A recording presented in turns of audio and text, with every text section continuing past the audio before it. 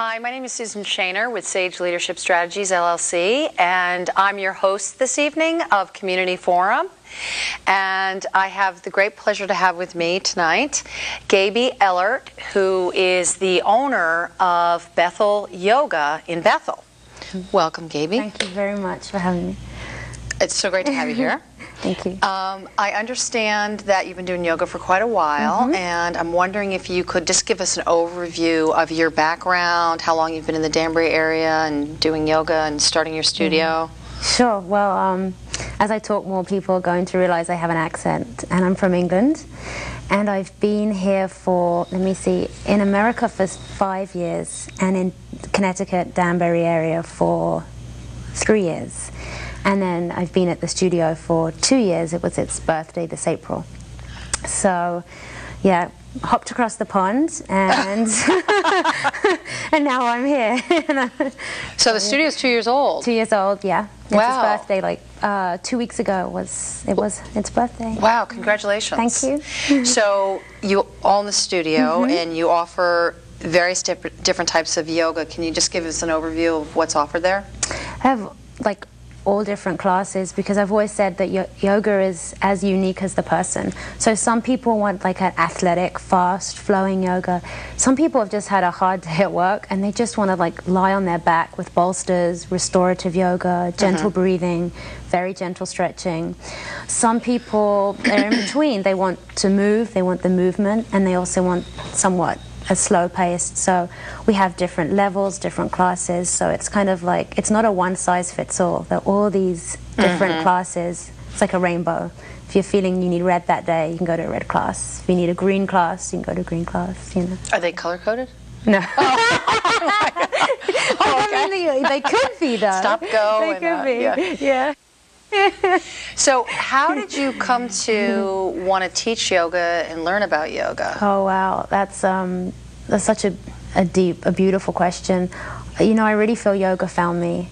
I think that when you find something that you really love and you're just like inspired, it's like just a God-given, just a passionate, spirit-filled joy, it finds you.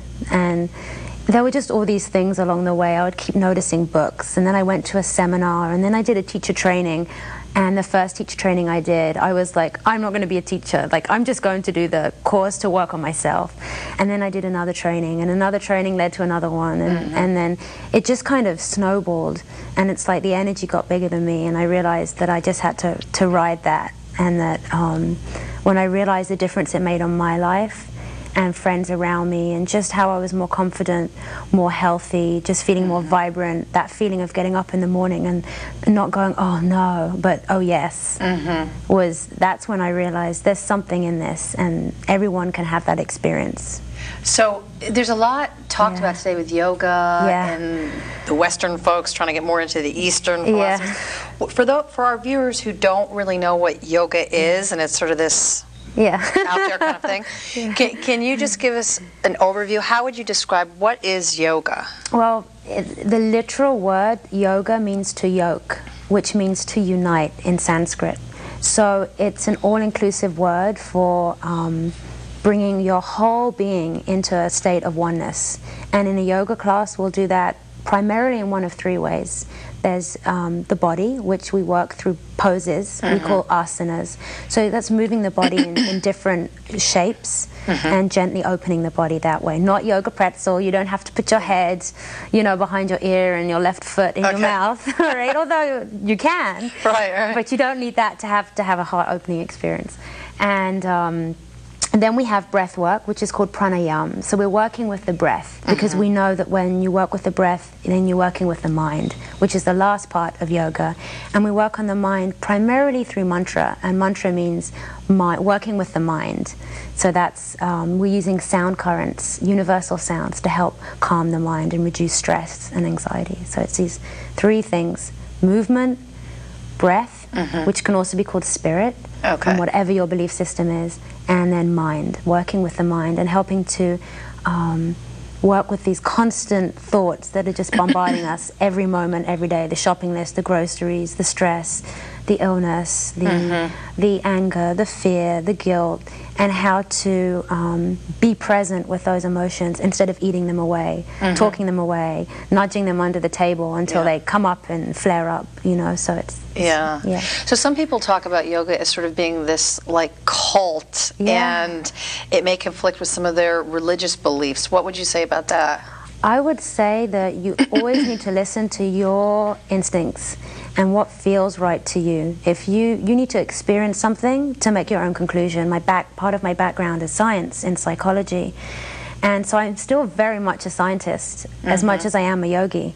You know, it's not just all chakras and opening and praying. It's also science, and I'm always looking for scientific studies, just as we were talking before this, to show how valid yoga is, like going through these journals.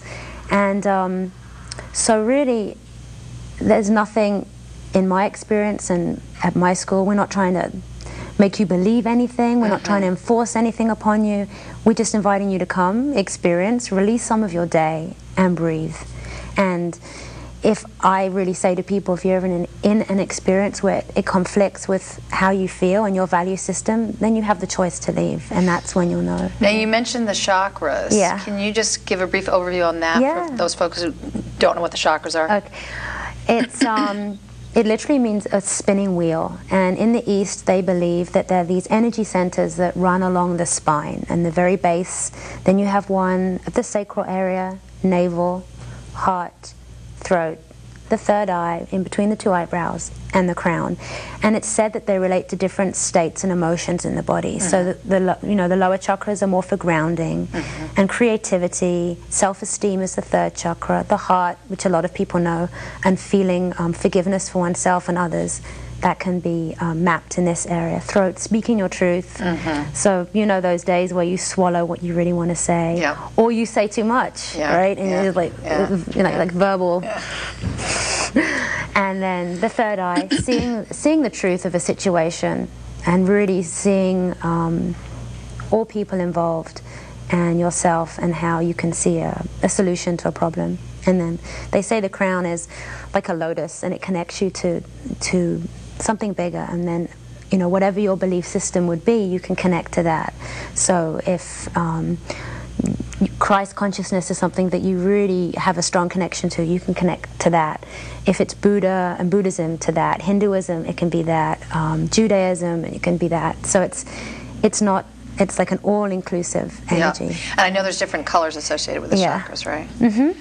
So it's actually very beautiful. And so the way to get at the chakras or work with the chakras is through the breath, the movement. Different movements. I mean, in a yoga class, a good yoga class, you're going to kind of open up all of them, because the teacher's going to choose yoga poses, breath work, and then sounds that are going to work on the whole body. So when you leave a yoga class and you just feel like 10 pounds lighter, it's guaranteed that the rainbow of your chakras got opened up. Or you're just able to not even going with the word chakra, which can sometimes really turn people off, but you just feel better. People come, they say to me, Gaby, I don't understand yoga, I don't understand any of this. To be honest, I don't even know why I'm here, but I feel better when I leave. And so that's the greatest testimonial. I get the chills. To me, that's what it's all about. It's about coming and just connecting to yourself, and then going home and being more present with your children, being more present with your husband, being more present with yourself, being more present with your breast cancer, being more present with your digestive problems, being more present with people that you work with, that person that really and instead yoga can help you with that, all that. Yeah, it can. It helps with the reaction. So instead of just being stimulus response, someone does something and you just respond straight away. It's not that you become this, everything's love and peace and there's no war. That's not. Because I think that's a stereotype. Absolutely. Somebody's into yoga. Completely. Yeah, it's like granola and oatmeal and earthy crunchy, the whole thing. There's so much more to yoga than that. And, it's very much just about awareness. Yoga is awareness and consciousness. You become aware of your life. You wake up, your eyes. So really about mindfulness. Yeah, sounds like. Completely. That's what I would say, in my experience. Now, what would you say to folks who say, I'm not really that flexible, I can't get into those poses, there's no way, I can't even touch my toes? Do you have anybody that comes in like that? Oh yeah, and that used to be me. So Seriously? No, yeah, really. Like, yeah, it was really inflexible. And then a teacher, she said to me, you know, if you're unflexible, you need to do something to become flexible. So by saying that I can't do yoga because I'm not flexible, you're just saying I can't do anything about this problem or this restriction in my life. I think people get scared of yoga. They think that they have to put their head behind their foot behind their head and have to do 50,000 push-ups. There are many types of yogas, as we said. For some people, they're really athletic. There are yoga classes that you can do that, and they're needed. Sometimes you need to go and have a really good sweat. But if you're a beginner, my chances are some of the people that are watching this have maybe never practiced yoga, have just seen it as a buzzword, or have a friend that maybe took it, and they're trying to drag them along. Go and experience. Go start with a gentle class, a beginner's class. Phone your local studio. Find out, like, what can I do? Can I just show up? Ask these questions at our at our studio. You can just show up. The first class is free. We have all the mats and all the water. You know, most studios have a policy that is to make beginners comfortable, and they should. Because this is open to everyone. And if it becomes, if yoga becomes gymnastics, and it just becomes all about putting your body into these positions, we're missing the true meaning, the essence of yoga, which is the opening of the heart and the opening of your truth. So there's a balance. Now, I know you've got different kinds of yoga that you offer at your studio, but I also know that you're a teacher, and you teach Satnam Yoga. So can you explain what that particular kind of yoga is and how it's different from other kinds? Sure. I always like to talk of the yogas as, I like to look at all the similarities between the yogas, and I think a lot of different yoga schools and people like delineate their yogas, and Satnam, Nam Yoga is just an expression of yoga that uses sound. We use a lot of sound, so we use just universal sounds. Like one of the oldest sounds that we know since we're a little kid is Ma, M-A, Ma. So sometimes we use sounds to open the energy in the body. We'll use some poses, we'll do meditation, and I always think of Nam Yoga as being a joyful yoga. And Nam means the word, it means the truth. And in many religions they talk about, in the scriptures are the writings of truth. Even at the Gospel of John, in the beginning was the Word, and the Word was with God. If you go into the sutras, it's all about praise. If you go into I can't think of the name right now, but there are many other scriptures where they talk about praising and finding the truth, which is expressed through sound. So, that sounds very beautiful. So, so it's some chanting or music. You actually play music, right? Play music in the class. We laugh in the class. We lose a lot of inhibitions. We do movements. We let some of the day go and invite space for something new to happen. You know, so many people are walking around with stress, they're walking around with tension, they're walking around with just like loads, heavy loads, and I love seeing people come in at the beginning of the class and they're all like this. And by the time we've done some gentle exercises and we've moved the body a little bit, the shoulders start to come down and they begin to smile, they begin to get a glow in their face, their eyes start to sparkle, and quite literally they're breathing, they're getting oxygen, they're making sound. A lot of people suppress sound. A lot of people suppress sound, and a lot of people don't move. You know, we live in a box, we go to work in a box. We come home, eat from a box, cook our food in a box, sit in front of a box. A lot of boxes. Go into a box, go to sleep in a box, wake up in the box, and it's, we need to break out of that. That's not natural living. That's not how we were designed to live. I'm not saying go and live in the Himalayas and renounce your life, or go and live in, Montana on a farm, although that's a beautiful existence. I think real yoga is when you're here with your family and you're here in the middle of your life with everything that's going on, and you show up and you're like, I'm going to be fully present with whatever's expressing itself. And so the classes are about an hour and 15 minutes? Hour and 15 minutes, yeah. You generally need 60 minutes minimum for the body to start to kick into relaxation response. So by an hour and 15, an hour and 20 minutes, the body's actually gone through, physiologically, you have a decrease in the sympathetic nervous system, which is the flight and fight. It's that system. It's still running from in cave times when we're running away from like the tiger, right? And we needed to get the food to go home. And that reduces. So as the sympathetic nervous system comes down, the parasympathetic nervous system comes up. You can think of the sympathetic nervous system as sun, heat, overactivity, which serves its purpose. If you're going to be, someone's going to punch you, you want to run away or have, you know. But the cooling, nurturing, soothing is the parasympathetic nervous system. And that's actually linked up to different brain states. Your muscles relax, you know, it's a whole physiological cascade of hormones that get released that help calm you down. So that's actually the science of it? Yeah. So it's Completely. intentional that it's at least 60 minutes to get through that cycle? Yeah. 60 minutes, but I also say for some people that, you know, can't get to a class or they're not having a home practice, I really believe just catching those little minutes throughout the day, maybe just taking a minute and just going,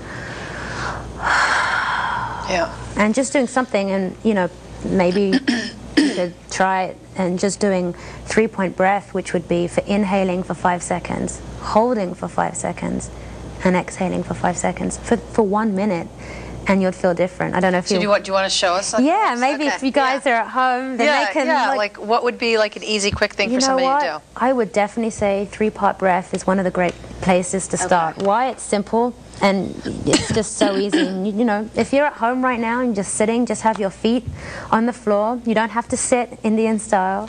Just sit on your chair. And I know they call that easy pose. I never understand that because it's not easy. Like, why do they call it easy pose? This is my favorite position right here. Okay. So you can let your palms just gently face up. And you can just close your eyes and just listen to the sound of my voice. Or if you want to look at me as a reference, that's fine. And just bring your awareness to your body and to your breath. And relax your shoulders and your jaw. And relax your belly. You don't have to hold the belly.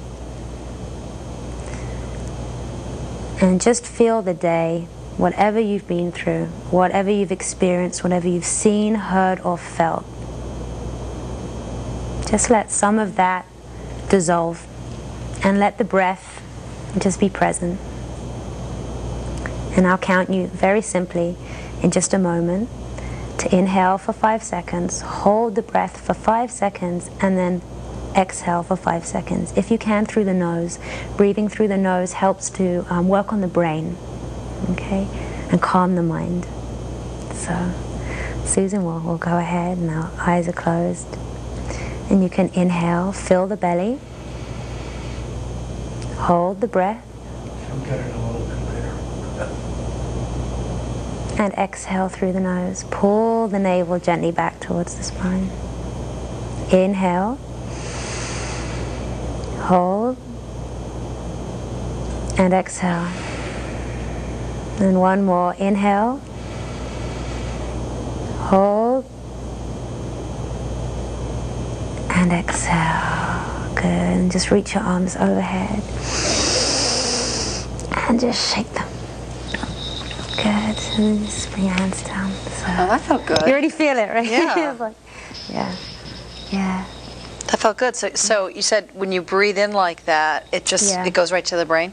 Yeah, and it sends an automatic wave of relaxation throughout the body. Most people are breathing really shallow and really not even getting down into the abdomen and the diaphragm and the lower area of the lungs. Most people breathe in the upper third. And so just taking the time to breathe and think about the belly expanding, holding the breath, and just being. When you hold the breath, you're just being with what is, and then exhaling, releasing the day.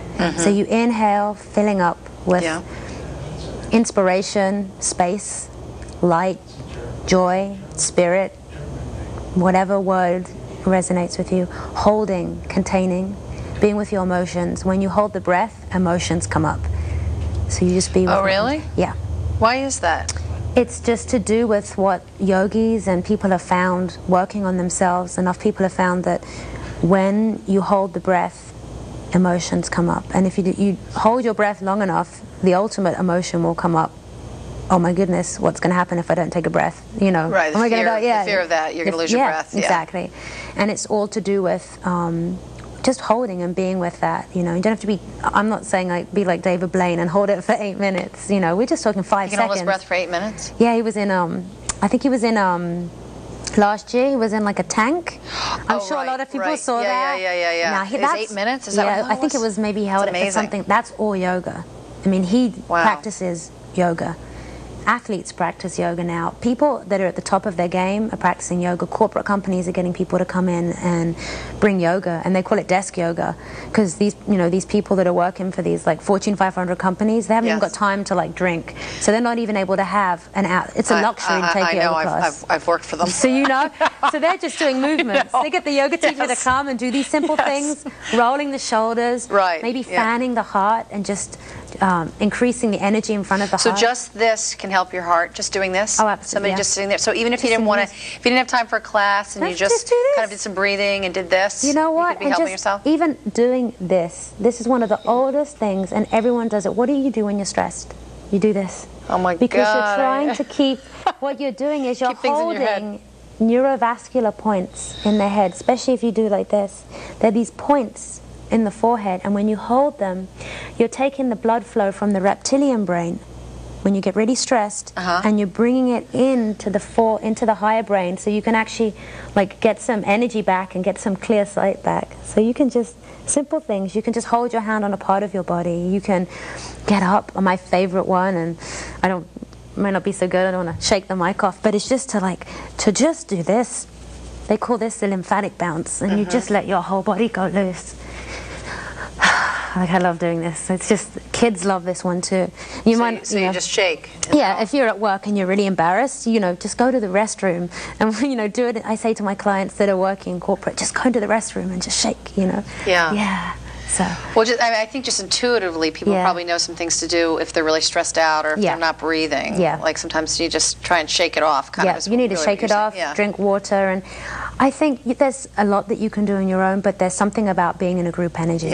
It's something about being with other people. I was just reading this morning that there's a theory that stress, which is more prevalent now, we know, than ever before, and this article is actually saying that stress is to do with people are really feeling isolated, even though we've never been more, you know, interconnected through the web, but the computers and all these systems are actually isolating people, and people aren't having that community contact anymore, that contact with people, that contact with touch, or that contact with just being in a room with like-minded people.